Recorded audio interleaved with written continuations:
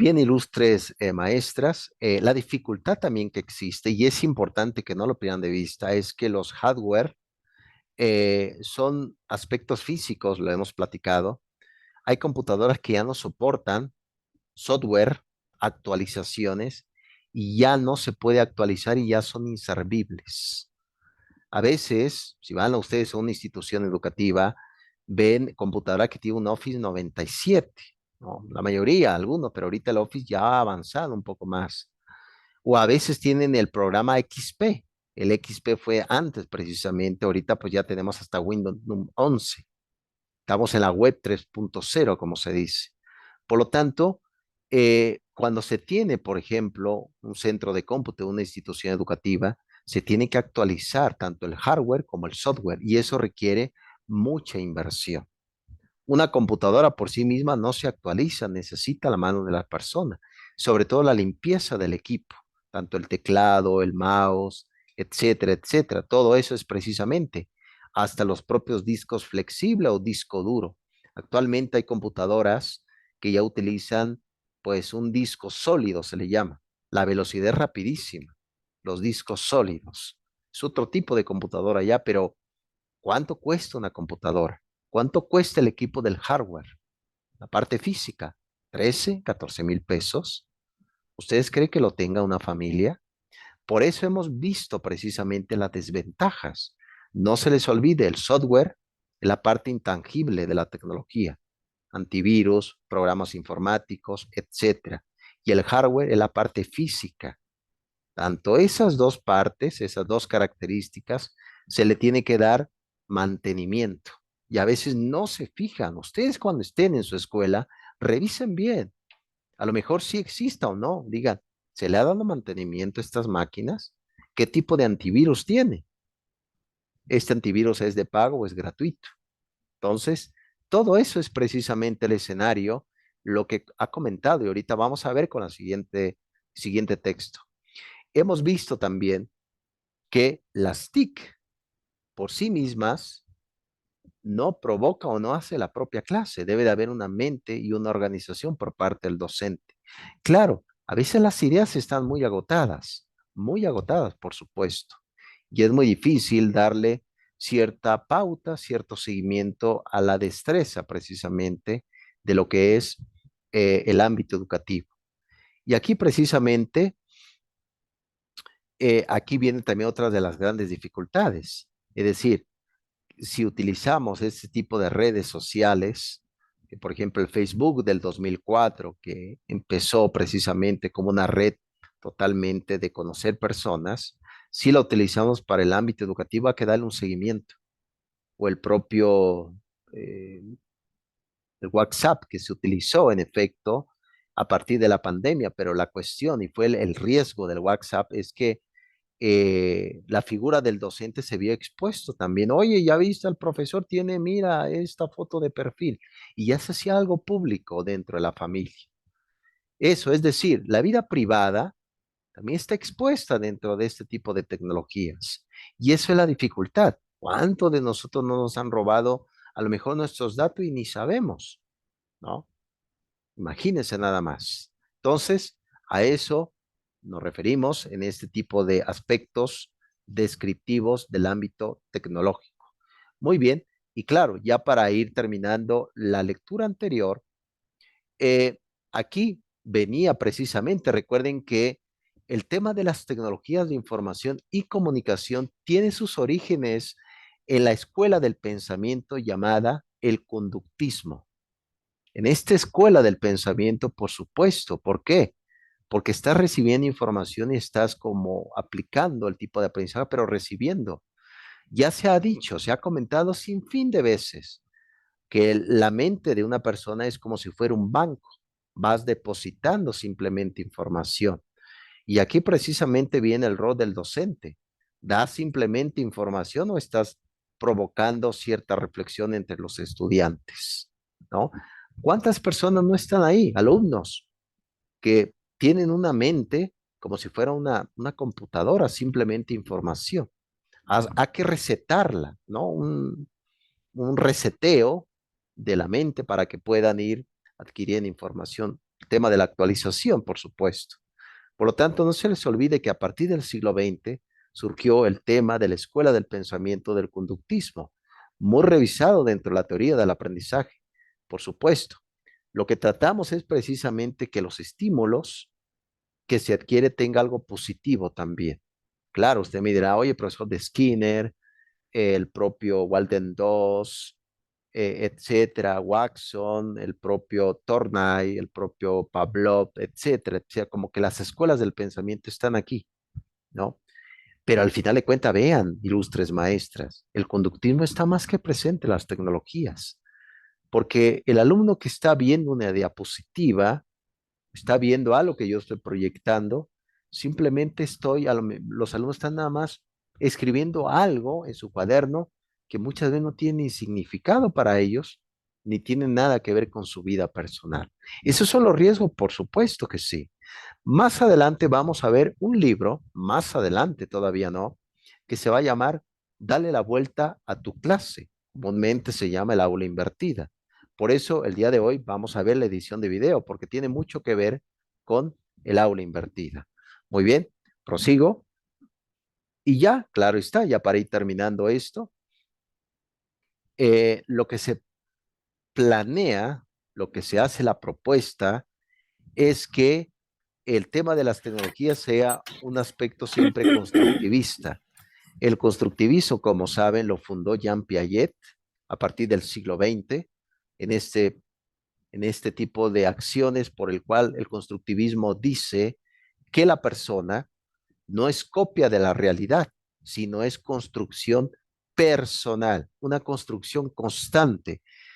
Y al final de cuentas eso es, el que quiera aprender adelante. Pero ¿de qué forma la vas a abordar? ¿Un tema conductista o un poco constructivista? A eso nos referimos. Las nuevas tecnologías de información y comunicación tienen ese tinte totalmente constructivista. No lo pierdan de vista, ilustres maestras que, por cierto, el día de hoy están muy calladas, como la Verónica que le puso a este hombre llamado Jesús de Nazaret este manto en el rostro. Están muy calladas como la Verónica. Espero que me vayan siguiendo. Muy bien. Ok, bien, vamos ya con el texto que nos compete el día de hoy.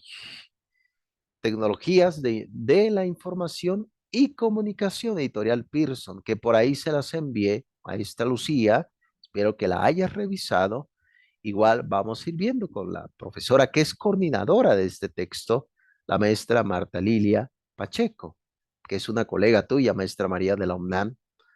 Ella es, curiosamente, experta, es ingeniera en sistemas, pero vamos a ver precisamente cómo va. Es un libro, yo lo estuve leyendo, un libro rico, didáctico, de acción, de postulados. Muy bien, ¿cómo viste el texto, maestra María? ¿Qué impresiones tienes? ¿Cuáles ideas puedes rescatar de ello? Pues es que es más como un cuaderno de trabajo, ¿no? Que le va enseñando al alumno poco a poco lo que viene siendo los sistemas de la web, qué es la web, qué opinas, y primero da las impresiones, hace que el alumno o la persona que está leyendo que indique qué es cada uno de los significados de acuerdo a sus contenidos y después ya explica qué es. Sí, totalmente.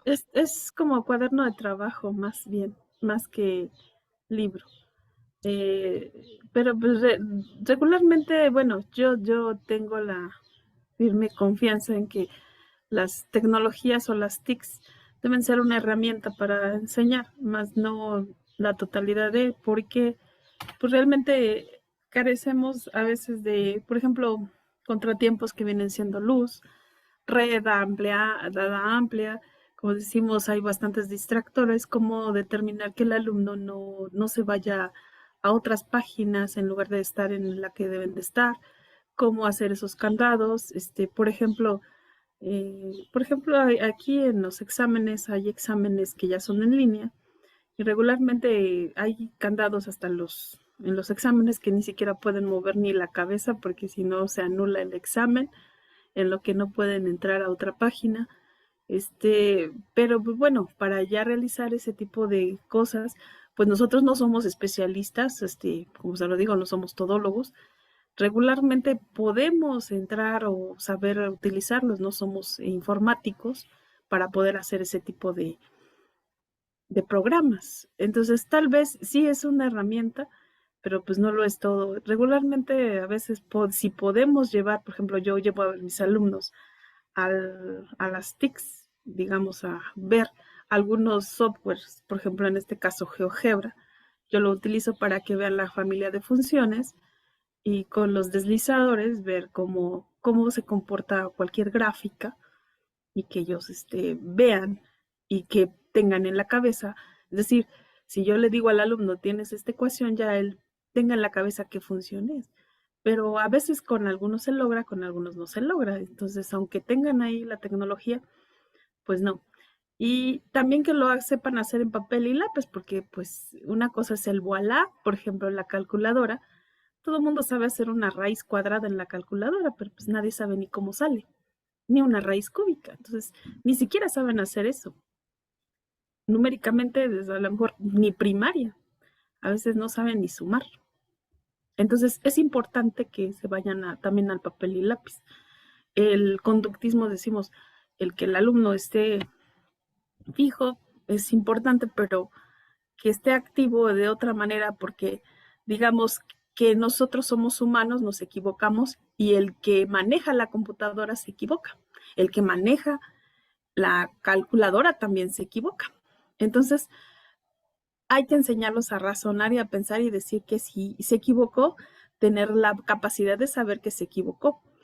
Es decir, si yo tengo un resultado no erróneo, que cuando vea yo el resultado, pues, creo que oprimí mal otra tecla. Pero a veces el alumno, aunque no sepa, si no va a pensar, nada más va a apretar la tecla y eso es lo que va a escribir. Entonces, como dicen, no se enciendan en automático porque pues realmente a veces se equivocan y lo que hacen son puras incoherencias. Y lo mismo pasa con las tecnologías. Por ejemplo, algunos programas tienen algunos mm, cosas que no marcan. Por ejemplo, softwares como GeoGebra no marca dónde están las discontinuidades, todo pone como una función continua y no es cierto. Entonces, en todas reglas hay excepciones. Les digo, no quiere decir que sea lo verdad, lo verídico, o sea, no es la realidad. Entonces, mm, hay limitaciones también dentro de las tecnologías y tampoco quiere decir que si yo tengo programas o webs o algo así van a aprender los alumnos. Si ellos no se sientan a leer, si ellos no se sientan a repasar, porque a veces lo que hacen nada más es atinarle ABCD, ni siquiera saben hacer el ejercicio, es como se los digo. O me lo dijo algún profesor en el año de la canica que decía, poner exámenes de ABCD es un pendejismo. Y así no los decía. ¿Por qué? Porque en matemáticas o haces el ejercicio o no sabes hacer nada. Entonces, el examen debe ser abierto. ABCD, pues nada más quiere decir que el alumno va a atinarle. Sin ver un procedimiento, pues eso es nulo. Claro, tienes Entonces, todo. las tecnologías deben ser solamente herramienta y sí, ponernos de acuerdo, porque pues en la actualidad, como dice el libro, ya cuántas cosas se hacen de acuerdo a la tecnología, ya los pagos, por ejemplo, de luz, internet o de la luz, antes ibas y pagabas allá en Luz y Fuerza, ahora vas a una maquinita y ya te sale el contexto, ¿no? Que te dan el papel.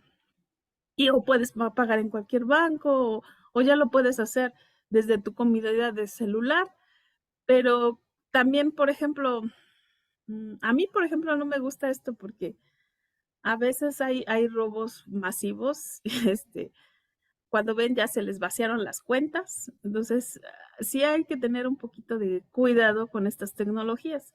Entonces, a veces yo creo que no es tanto el miedo, sino el miedo de que a lo mejor te vacían la cuenta y dices, ya no tengo ni dinero, o de usarlos o no usarlos correctamente. Entonces, y también, por ejemplo, que te mandan a una máquina y a la máquina, por más que le digas, no te va a resolver el problema, tiene que hacerlo una persona para que te conteste. Entonces, hay pros y contras. En efecto, sí, sí, existe, sí, claro. Es importante y muy sensato pensar precisamente de esa forma de que pues sí tiene ciertas limitaciones. En efecto, fíjense que hablando precisamente de lo que han dicho, y sí, lo comentan muy bien, que ese tipo de limitaciones se ve expresado. Déjenme comentarles algo, ahorita estoy buscando aquí algo, ahorita se los voy a mostrar.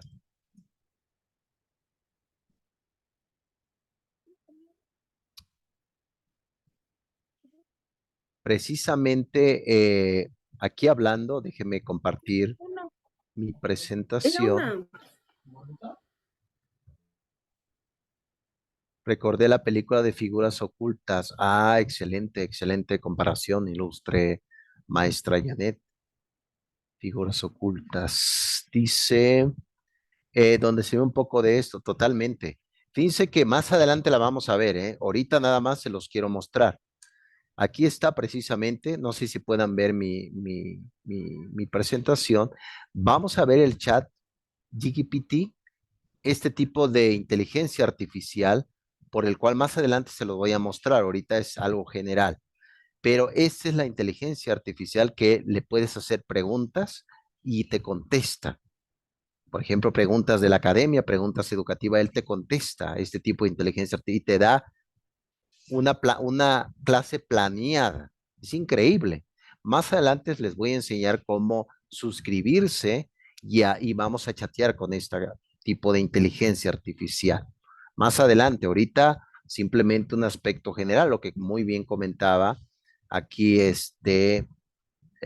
la maestra María y también, claro está, lo han comentado muy bien que la maestra Janet, dice, una máquina necesitó a una persona para corroborar cifras totalmente, totalmente, es como si fuera ciencia ficción, ¿no? Un poco crónico, pero es totalmente verdadero. Lo comentas bien, excelente, apostillado, muy bien, muy bien. Ok, perfecto, ¿vamos bien hasta acá?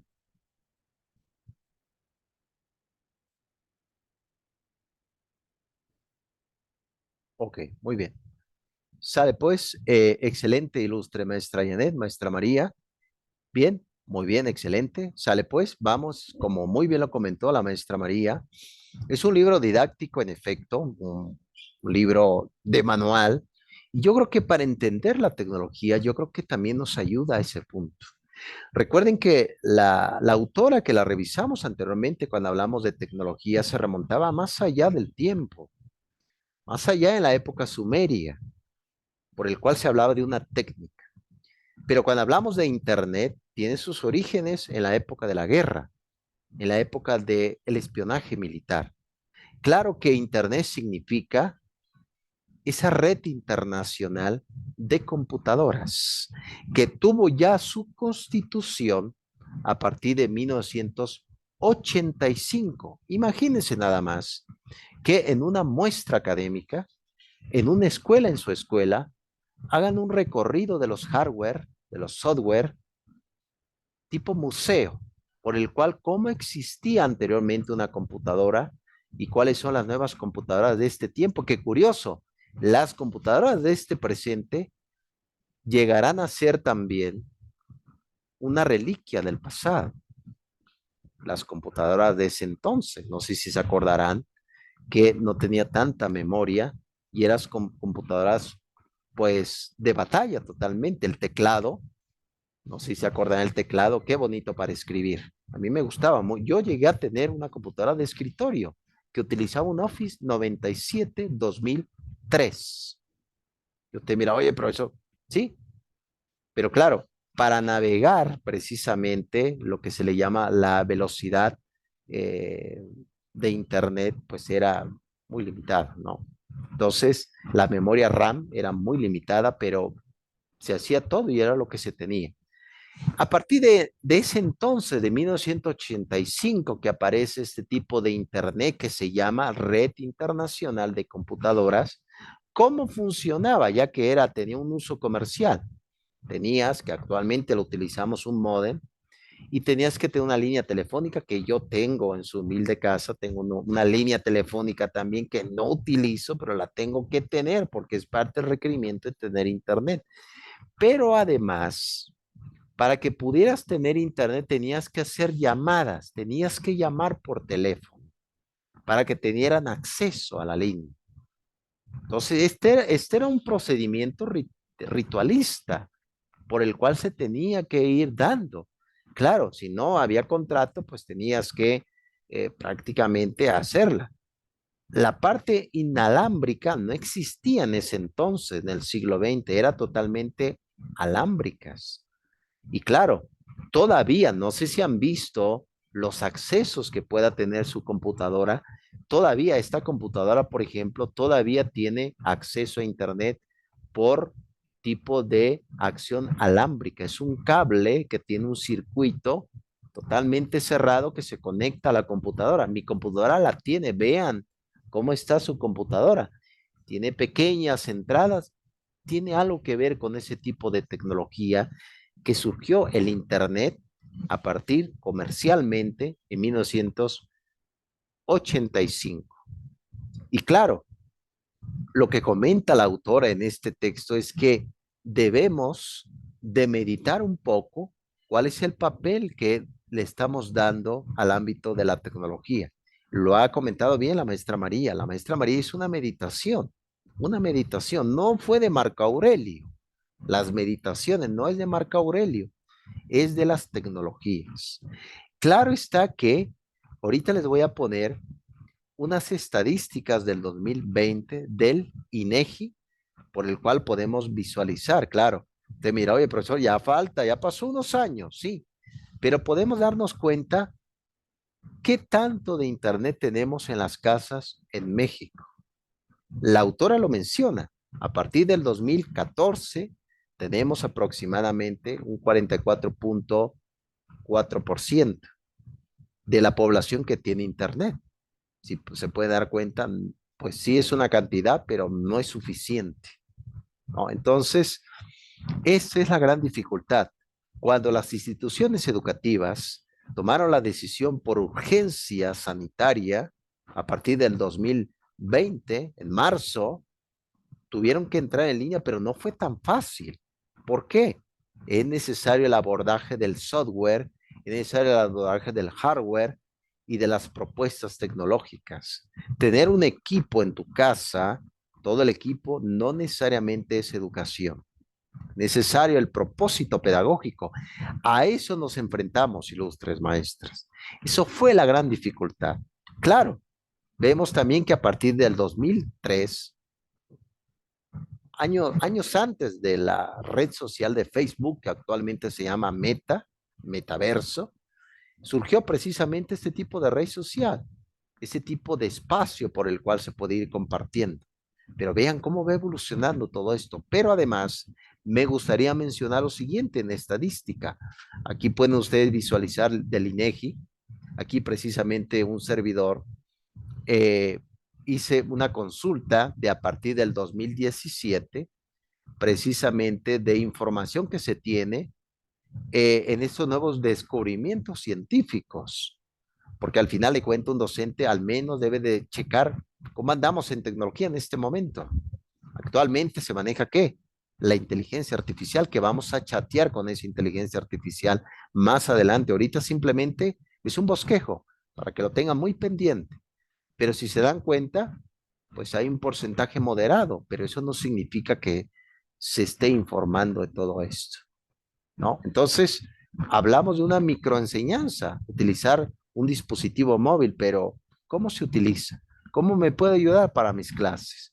Vean la estadística del 2017, todo esto. Y ahora la pregunta es, ¿qué pasará ahora en el 2023? ¿Qué pasará? Si tengo internet, pero ¿para qué lo utilizo? ¿No? Todo eso es precisamente. Sabe muy bien, maestros, maestras, perdón, que si tenemos que dar clases en línea, tenemos que tener un buen equipo, audífonos, un internet veloz, una computadora potente, pero ¿qué pasa si no la tengo? ¿Cómo voy a llevar a cabo esto? ¿No? Esas son las dificultades que vive y sobre todo la parte B-Learning, que ya le hemos platicado. La clase semipresencial, B-Learning. Hay docentes que cuando regresaron al aula tuvieron que dar clases y aparte poner su dispositivo, si era celular, o computadora para que los alumnos que no quisieron regresar al aula deberían de tomar clases también. Imagínense la gran complicación del docente estar hablando y alguien está escribiendo ahí en la plataforma, sea Zoom, sea Blackboard. Profesor, no lo escucho. Híjole, le doy prioridad a los alumnos de manera presencial o a los que están totalmente B-Learning. ¿Qué voy a hacer, por Dios? Todo eso es precisamente el escenario ilustres maestras. Muy bien, y también, claro, aquí viendo a partir del 2021, vemos que subió pues un poquito más, 44.8% en el 2021 con el tema de hogares que tienen internet y computadoras, pero pues no es suficiente. Claro, se utilizó otro sistema de tecnología como las TV, las televisiones, que fue el éxito, ¿se acuerdan? A partir de los años 70 en el tema de las telesecundarias. La tecnología en México también tiene su historia. Empezó con la radio, luego las TV, ¿no? Y luego precisamente vino el auge del tema del Internet, de esta red internacional de computadoras, como se llama el Internet. Vean la estadística, aquí precisamente se presenta la estadística. Muy bien, prosigo, ilustres maestra, pero además es importante mencionar que todo tiene su inicio, en efecto. Y a veces podemos decir, bueno, profesor, pero ¿qué inicio es todo esto? ¿Para qué me puede ayudar? Bien, tenemos uno de estos tipos de red por el cual su origen fue pues poder compartir videos de fiestas, poder compartir videos de mis memorias, como se llama YouTube. Pero actualmente, pues si tienes, por ejemplo, mil visitas, te van a pagar un centavo de dólar. Con 1000 visitas te van a pagar un centavo de dólar. Pues me parece que no vas a ganar mucho en YouTube si tienes pocos seguidores, ¿no? Pero si tienes millones, pues a lo mejor puedas tener, pues, poco de ganancia, ¿no? YouTube a partir del 2005, que ese le vamos a sacar provecho a este tipo de acción de los videos por el cual podemos ir interactuando a través de cierto aprendizaje. Amazon, a partir de 1994 en Estados Unidos. ¿Quién ha pedido en Amazon? Yo creo que todos hemos pedido en algún momento. Claro, hay el riesgo, como dice la maestra María. Meto mi tarjeta y voy a perder mi riqueza. Como el profesor en México gana mucho, pues voy a perder la riqueza. Imagina, van a robar mis millones. But, es peligroso precisamente. A eso nos referimos. Disculpen ustedes la sátira, disculpen. Bien, y claro, va a venir a raíz de todo esto un tipo de etiqueta, el IP.